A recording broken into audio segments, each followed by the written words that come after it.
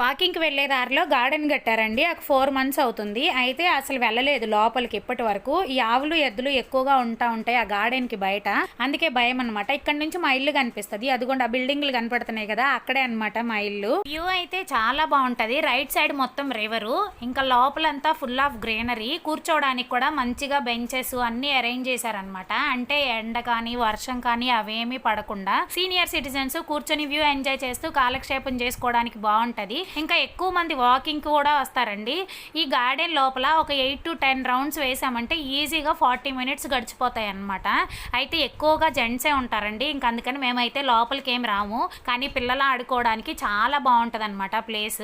ఒక 1.5 hour time spend చేసి వెంటనే రిటర్న్ అయితే అయిపోయాము. ఈవినింగ్ అయితే ఆవులు, ఎద్దులు బయటకు వచ్చేస్తాయని ఇంక వెళ్ళిన వెంటనే వంట స్టార్ట్ చేశాను. బాబు ఒక్కడే ఉంటాడు కదా, వాళ్ళ డాడీ వచ్చేంత వరకు ఈ కిచెన్ టాప్ పైన కూర్చొని ఆడుకుంటూ ఉంటాడు. వాళ్ళ డాడీ వచ్చాక వెళ్తాడనమాట. వీడియో నచ్చితే చిన్న